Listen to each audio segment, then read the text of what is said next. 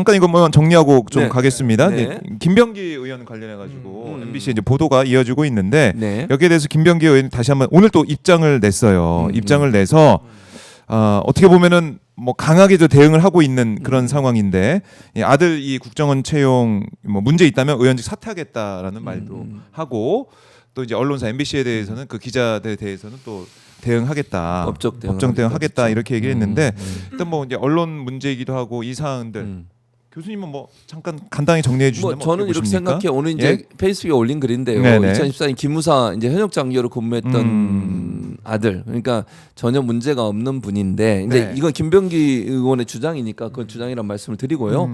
그래서 그랬는데 문제가 있는 것처럼 그때 당시에 국정원에서 네. 심사 과정에서 그렇게 했다는 걸 본인이 들었다. 그 이유는 김병기 때문이다라는 얘기를 들었다는 것이고 그리고 나서 나중에 이제 합격을 했거든요. 그러니까 그때는 왜 그러면 문제가 있었냐? 나중에는 합격이 됐는데 그럼 문제 있었다는 게 바뀌지도 않았는데 왜 이렇게 네. 바뀌었느냐라고 주장을 하면서 지금 국정원에서 그 심사 자료 내놓으라고 지금 얘기를 했어요. 심사 자료 공개해라 그러면 정말 그게 공정하게 이루어졌는지 또는 김병기 의원에 대한 어떤 그 반감 때문에 아들에게 이런 걸 한 거 아닌지 이런 얘기를 하고 있기 때문에 네. 요거는 제가 볼 때는 그 국정원이 좀 밝히면 될 것 같아요. 그건 뭐 사실인지 아닌지. 왜냐하면 MBC에서 기자들이 보도를 했고 네. 그 보도 때문에 이제 논란이 많이 확산되고 특히 원내대표 선거를 앞두고서 이런 얘기가 나오다 보니까 이게 논란이 될 수밖에 없는 거잖아요. 네. 조금 신중하게 보도를 해야 되는데 본인한테 확인하고 보도를 했어야 되는데 그게 좀 아쉽다는 생각이 개인적으로 들고요. 지금 보면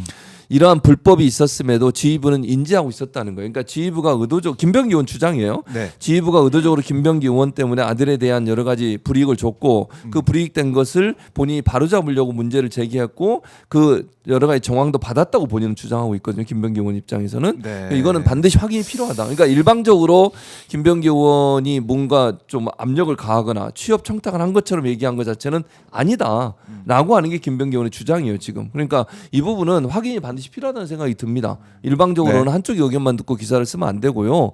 양쪽 의견이 잘 반영될 수 있도록 하고 그다음에 국정원은 이 문제에 대해서 밝혀야 된다고 생각해요. 어떤 일이 있었는지 네. 김병기 의원의 주장이 맞는지 안 맞는지 증거를 제시해야 되지 않겠어요? 그런 차원에서 본다면 국정원이 반드시 이 문제에 대해서는 확인 절차를 통해서 입장을 밝히는 게 필요하다고 생각합니다. 네.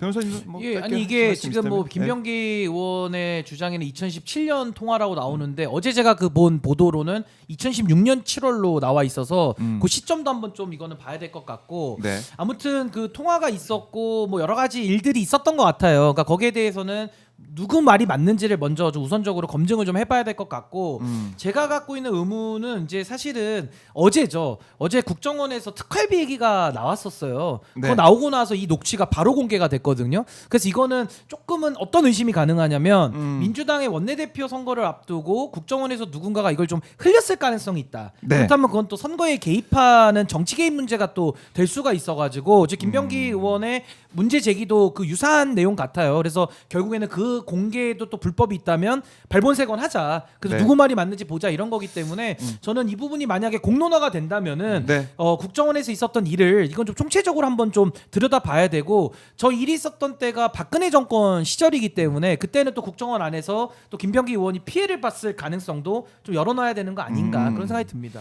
그래서 저는 그러니까 예.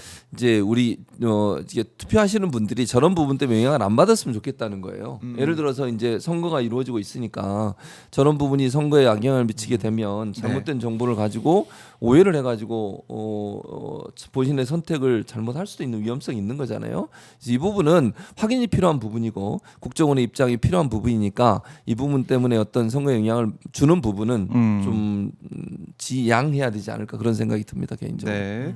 알겠습니다. 자, 뭐 이제 이 상황까지 잠깐 뭐 정리를 해봤고 지금 보니까 코스피 2,900 저희가 넘었다라고 앞에 말씀드리면서 박수 쳤었는데 계속 올라가고 있습니다. 뭐 이게 등락이 있으니까 어쨌든 계속 우상향하고 있는 이 코스피의 모습을 보면서 이재명 대통령 시대, 그러니까 진짜 대한민국이 열리면서 우리나라 경제도 좋아지고 투자도 늘어나고 있고 앞으로 좋은 일만 있을 것 같다는 생각을 하고요.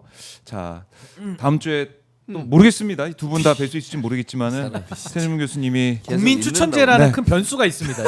국민 추천제. 네. 뜨거운 인기. 너무 많은 곳에 추천이 돼서 못 갈 것 같습니다. 아 오히려 너무 많이 여러 곳에 추천됐어. 추천이 너무 돼가지고 많이 넣었어. 어디로 갈지 못 갈 몰라서 것 같습니다. 보낼 수가 없어서. 여기에 있겠습니다.